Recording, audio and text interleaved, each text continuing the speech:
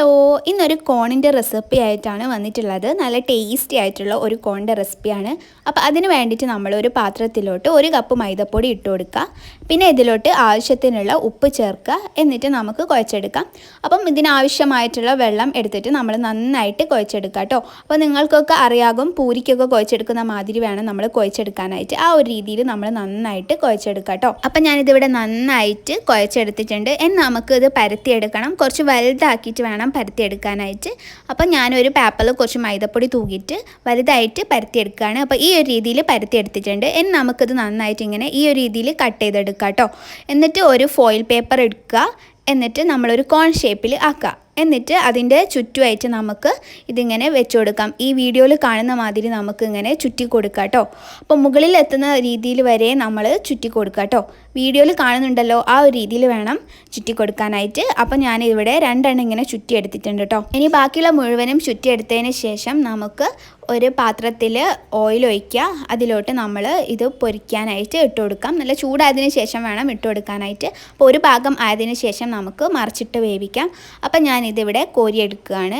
ഇനി നമ്മളൊന്ന് ചൂടാറിയതിന് ശേഷം ഇതിനുള്ളിലുള്ള ഫോയിൽ പേപ്പർ മാറ്റിയെടുക്കാം.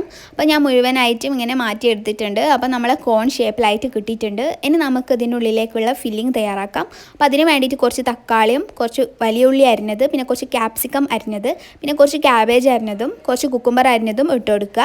ഇനി ഇതിലോട്ട് നമ്മൾ ഒരു 3 ടേബിൾ സ്പൂൺ മയോണൈസ് ഇട്ട് കൊടുക്കുക. എന്നിട്ട് നന്നായിട്ട് മിക്സ് ചെയ്തെടുക്കുക. ഇനി ഇതിലോട്ട് നമ്മൾ ആവശ്യത്തിനുള്ള ഉപ്പ് ഇട്ട് കൊടുക്കാം. കുറച്ച് മതിയാകും. എന്നിട്ട് നമ്മൾ നന്നായിട്ടൊന്ന് മിക്സ് ചെയ്ത് കൊടുക്കുക.